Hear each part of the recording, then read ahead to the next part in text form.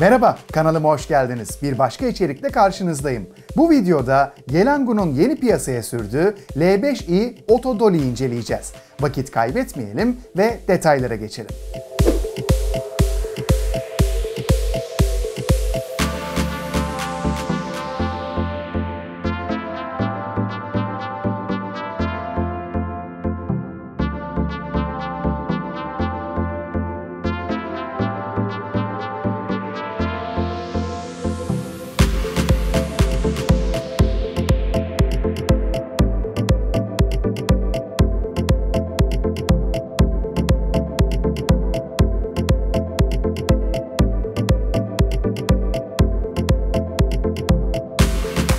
Yaklaşık 1,5 senedir ürün çekimlerinde hareketli ve stabil görüntüler elde edebilmek için bu cihazı kullanıyorum.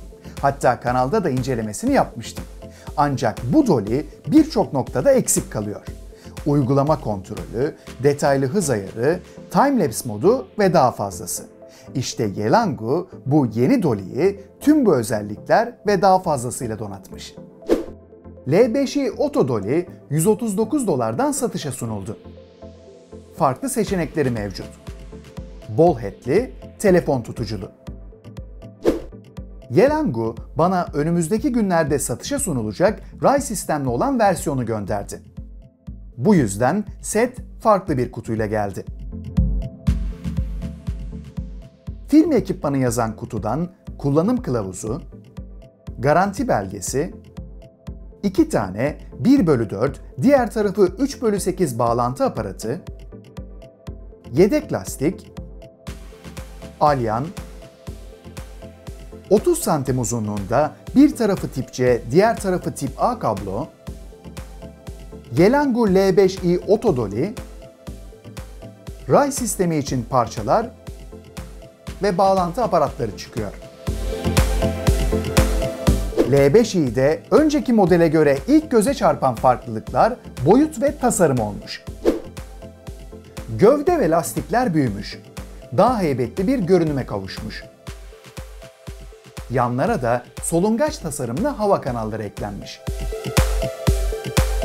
Dolly'nin üzerinde 1/4 ve 3/8 yuvalar, yan tarafta açma kapama tuşu,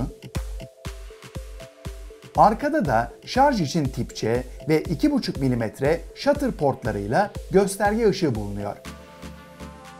Bu otomatik Dolly'nin 3 kilogram taşıma kapasitesi var.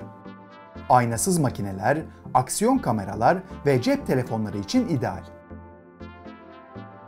1800 mAh bataryası yaklaşık 3 saatte doluyor ve 4 saat kullanım sunuyor.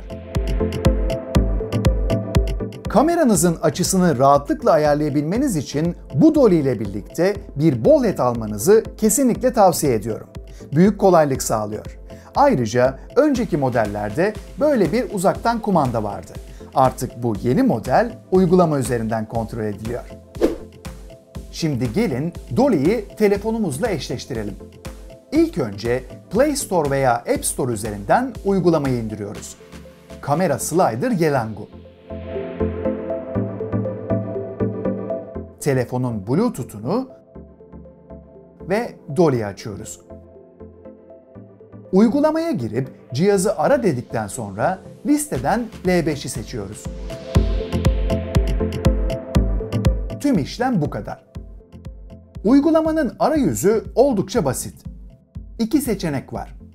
Video modu ve timelapse.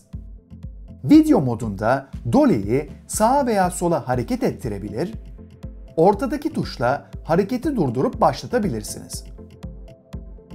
Sol altta bataryanın seviyesini görüntüleyebilir ve bu yeni modelle birlikte hızı da 0 ila 100 arasında değiştirebilirsiniz.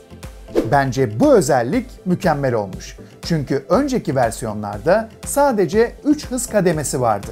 Düşük, normal ve hızlı. Düşük modda bile Dolly hızlı ilerliyordu ve görüntülerde motion blur oluşturuyordu. Artık bu problem de ortadan kalktı. Yeni versiyonla birlikte A noktasından B noktasına git özelliği de eklendi. Dolly'yi ilerleterek ilk önce A noktasını seçiyoruz. Yani hareketin başlayacağı yer. Ardından Dolly'yi hareketin bitmesini istediğimiz noktaya getiriyoruz. B tamam diyoruz. Ana menüye dönüp otomasyonu seçip başlattığınızda Dolly belirlediğiniz iki nokta arasında gidip gelmeye başlıyor. Siz durdurana kadar hareketi tekrarlıyor. Hızı da tüm modlarda Dolly hareket ederken değiştirebiliyorsunuz.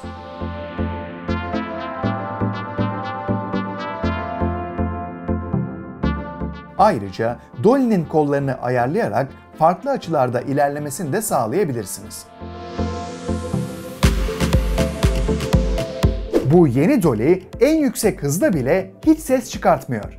Sadece ürün çekimlerinde değil, röportaj veya ses kaydetmeniz gereken çekimlerde de aynı bu şekilde rahatlıkla kullanabilirsiniz. Sıfır ses. Menüde Shutter butonu ve Time-Lapse modu da bulunuyor. Tabi bu özellikleri kullanabilmeniz için kameranızla uyumlu deklanşör kablosuna da ihtiyacınız var.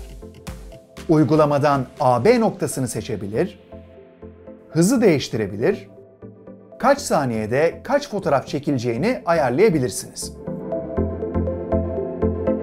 Şimdi sırada kit'in geri kalanı var. Dolly'yi raylar üzerinde motorlu bir slider olarak kullanacağız. Önce boruları çevirerek birleştiriyoruz. Ardından diğer parçaları monte ediyoruz. Dolly'nin raydan çıkmasını engelleyen aparatı da üzerine sabitliyoruz. Artık kullanıma hazır.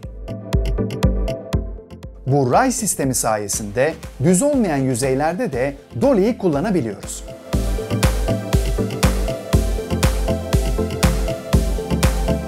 Sonuç olarak Yelangu L5i Auto Dolly benden tam not aldı. Geliştirmelerle birlikte cihaz çok iyi noktaya taşınmış. Yeni tasarımla Dolly daha oturaklı olmuş. Telefonla kontrol edilmesi, çok sessiz çalışması, iki nokta arasında otomatik ilerlemesi, Time-Lapse modu ve tip C portuna sahip olması büyük artı. Dolly kullandıkça ısınıyor ama bu sıcaklık değişimi herhangi bir olumsuz etki yaratmıyor. Ayrıca Dolly'yi satın alacaksanız ball head'i ve yanında deklanşör kablosunu da almayı unutmayın.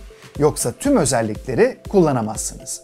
Ayrıca motorlu slider araştırması yapanlar için bu kit, raylı kit güzel bir alternatif de olabilir.